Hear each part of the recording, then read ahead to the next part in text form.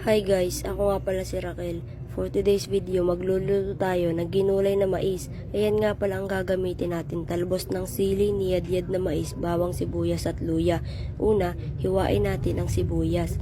Ayan nga pala, magmamagic ako kasi nakakaiyak yung sibuyas. O di ba, magic, ang dami ko na kagad na gayat. Isunod natin ang luya. Binalatan ko lang ng ganyan, tapos inalis ko yung parang may bulok. Kaya inalis ko na lang. Tapos binalatan ko. Dalawa nga pala ang kailangan nating luya. Depende pala sa inyo kung gano'ng karaming luya ang gusto nyo. Tapos ginayat ko lang ng ganyan. Tapos may lagay nga pala tayong malinis dapat. Tapos doon natin ilalagay. Sunod ko lang ang bawang. Binalatan ko nga pala muna yung bawang bago ko pitpitin. O diba magic? Pinitpit ko nga pala muna ito bago ko to hiwain. Tapos isasalin ko ulit sa isang malinis na lagayan. Susunod nga pala natin dito sa bawang ang talbos ng sili. Hindi nga pala ako marunong maghimay ng talbos ng sili. Bali, nagpatulong ako sa asawa ko. Oo nga pala siya kasi tagahimay ng ganyan kasi hindi ako marunong. Pagkatapos nga niyang himayin niya, nagbi-video lang ako. Sabi ko sa kanya, pagkatapos ko mag-video, sa susunod na magluto ko ng ganyan, ako na maghihimay kasi marunong na ako. Ayun nga pala, may mga libreng sili. Ang binili ko lang talbos ng sili, pero bakit may free? Oo nga pala, sabi niya nga pala may sili na kasama yon. Pagkatapos sinod natin ang mais, hugasan natin, lalagay muna natin sa isang lagay na malinis. Tapos huhugasan ko. Ayun nga pala, binuksan ko ng gripo. Tapos lagyan lang natin ng asin. Himas-himasin. Oops, baka kung anong himas ang iniisip nyo. Yung maisang hihimasin natin. Bali, ayan, sinasala ko nga. Tapos sinugasan ko ulit. Lalamasin ko nga pala ulit yan. Tapos ayan, tinapon ko na ulit yung tubig. Kumuha nga pala ako ng salaan kasi nasasayang yung mais. Tapos sinugasan ko lang ulit yung huli kong sinala. Salin ulit doon. Tapos ayan nga pala ang mga bali, ayan, naglagay muna ako ng langis. Pinainit ko muna. Tapos tsaka ako nilagay yung bawang. Halu-haluin lang natin hanggang sa maluto siya. Tapos isusunod na natin ang sibuyas kasi luto na yung bawang.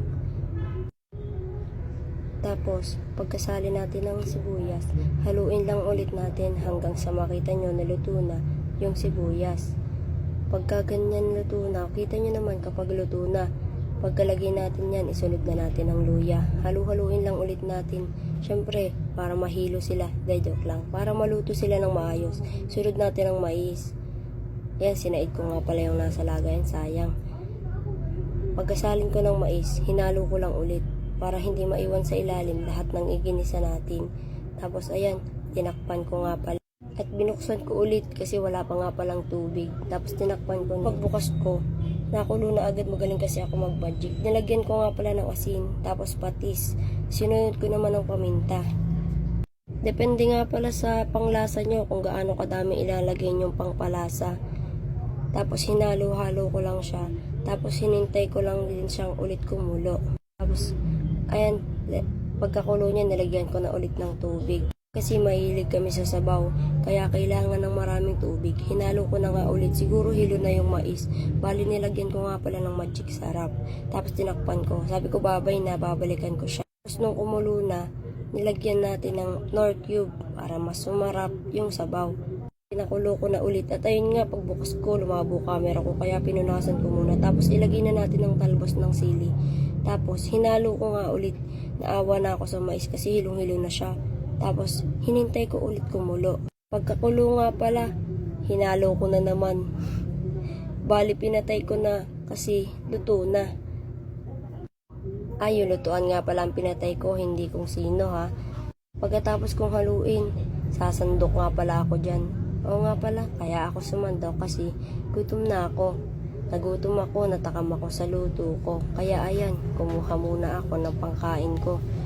O nga pala, hindi ako magkakain kasi mamamapak muna ako. Titikman ko kung gaano kasarap ang niluto ko.